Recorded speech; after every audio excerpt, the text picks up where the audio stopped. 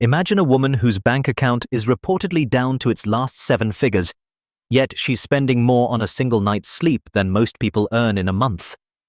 For 30 days, Sarah Ferguson sat perched in a luxury alpine spa in the Austrian mountains, racking up a bill that would make a billionaire blink, all while the world wondered where she had vanished to. How does someone with a net worth of just $2 million, and some estimates say even less, justify a £2,000 a night lifestyle while her businesses collapse and her charity doors shutter?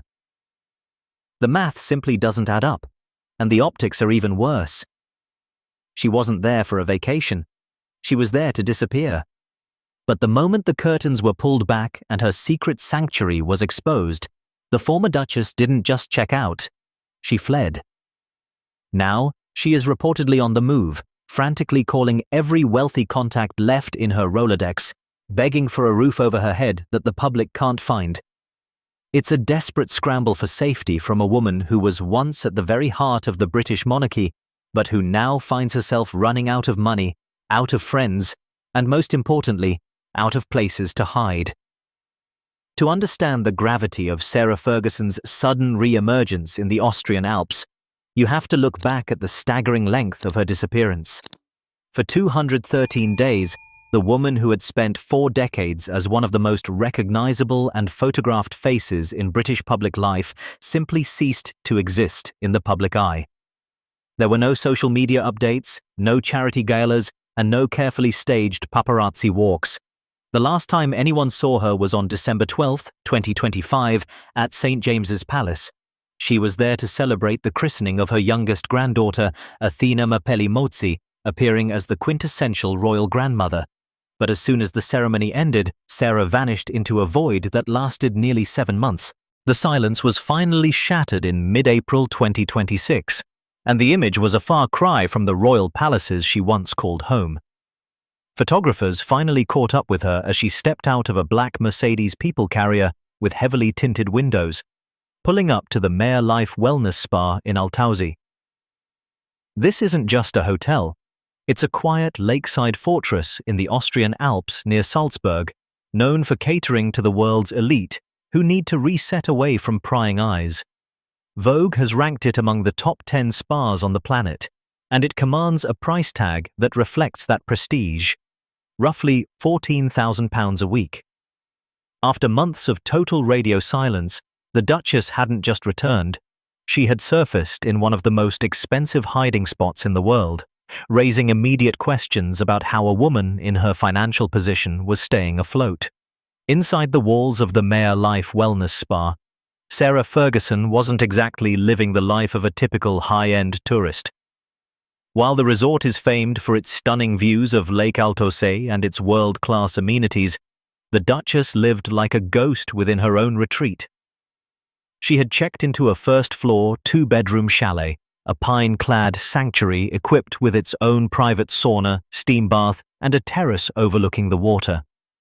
Yet, despite the luxury at her fingertips, sources close to the resort noted that she barely existed within the space. She never once appeared on her balcony to take in the mountain air, and she avoided the property's walking trails, clay tennis courts, and the lake entirely. Her isolation was almost total, with her daily life reduced to a series of controlled interactions and repetitive routines. Room service handled every single one of her meals, with her orders reportedly stuck on a loop of bresaola ham, mozzarella, and chicken breast.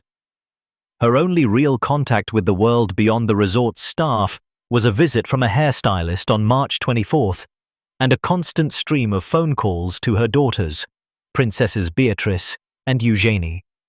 For nearly a month, she lived in a self-imposed exile, hiding in plain sight while the world outside began to piece together the crumbling state of her finances and the legal storms brewing in the United States. It was a sanctuary, but as the days passed, it began to look more like a gilded cage. The mystery deepens when you start to crunch the numbers because, by all accounts, Sarah Ferguson's finances are in shambles.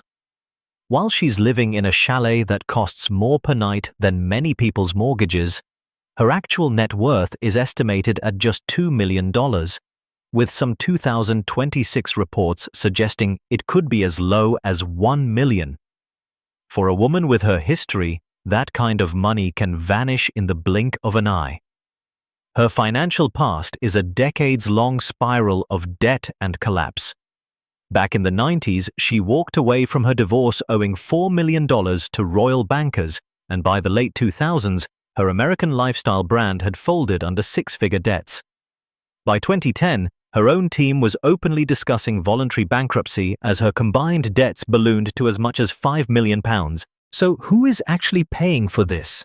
The math of a woman with 6 collapsed businesses and a shuttered charity living in a £2,000 a night alpine retreat simply strains credulity.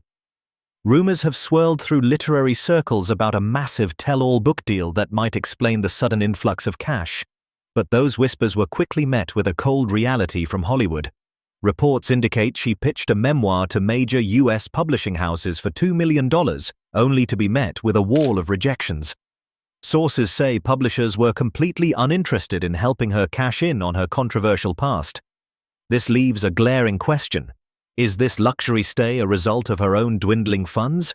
Or is it a sanctuary gifted by wealthy friends, like the spa's owners, who are keeping her afloat while the rest of her world crumbles? The silence surrounding Sarah Ferguson's alpine retreat wasn't just about privacy. It was about the storm brewing across the Atlantic. In late 2025, the US Department of Justice began the systematic release of the Epstein files, and the contents were nothing short of explosive for the former Duchess.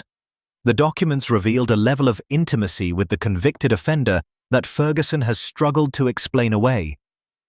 Emails showed her calling him a legend, claiming she was at his service, and even describing him as the brother I have always wished for, chilling words considering they were written after his 2008 conviction.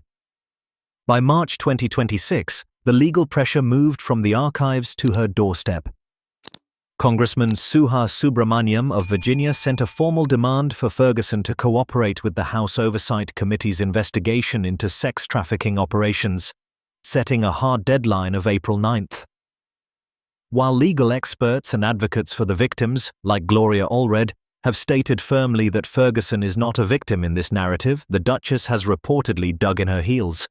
Word from inside her circle suggests she has no intention of ever setting foot in America again to face these questions.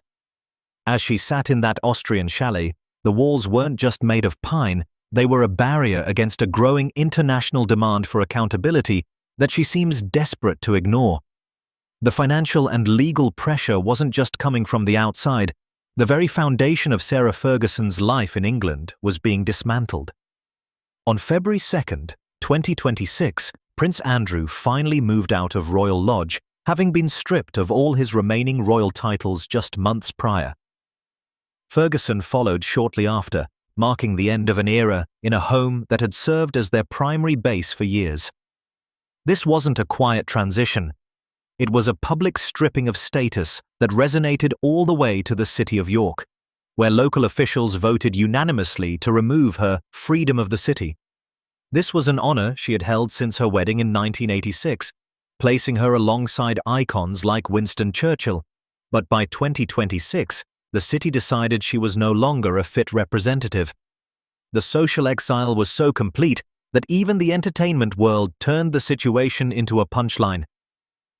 In March 2026, the newly launched Saturday Night Live UK featured a parody of Ferguson, portraying her as a fictional intelligence agent whose only mission was to make the rest of the royal family look better by comparison.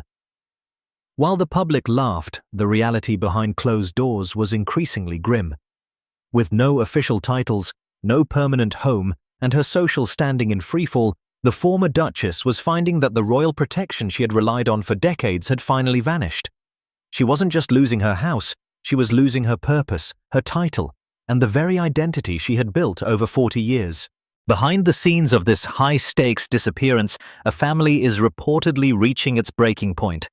Sarah's daughters, Princesses Beatrice and Eugenie, now find themselves entirely outside the royal fold, and sources describe them as being increasingly consumed by worry over their mother's deteriorating mental health. The constant phone calls from the Austrian spa weren't just casual check-ins. They were lifeline connections for a woman who allegedly feels the world is out to get her. A close friend in Switzerland shared a bleak outlook, stating that Ferguson is deeply depressed and very, very down as the reality of her situation sinks in. The summary of her current life provided by those close to her is devastating. Everything has gone. Title, home, purpose, the lot. It's a total collapse of the world she once knew, leaving her in a state of isolation that even the most expensive wellness treatments can't fix. For Beatrice and Eugenie, the struggle is no longer just about managing a public relations crisis or a legal battle. It's about a daughter's fear for a mother who seems to be losing her grip on everything. The sanctuary Sarah Ferguson tried so hard to build in the Austrian Alps eventually became her undoing. The moment the sun tracked her down and exposed her location, the peace of the Mere Life Wellness Spa was shattered. For a woman who desperately wanted a door that doesn't open for strangers, the sudden arrival of the press was a signal that the walls were closing in. She didn't just leave, she fled, beginning a frantic series of phone calls to any wealthy contact left who might be willing to offer her a place to disappear. It is a stark and startling image. A woman once worth millions, now dodging a congressional summons and nursing the wounds of 6 collapsed businesses while searching for a roof over her head. The goodwill she once relied on is burning through as quickly as her remaining cash, leaving the world to wonder if there is anywhere left for her to go. Her story serves as a haunting reminder of how quickly a legacy can unravel when the past finally catches up to the present. Whether she finds a new hiding spot or is eventually forced to answer the questions waiting for her in America, one thing is certain: the Duchess of York is running out of road.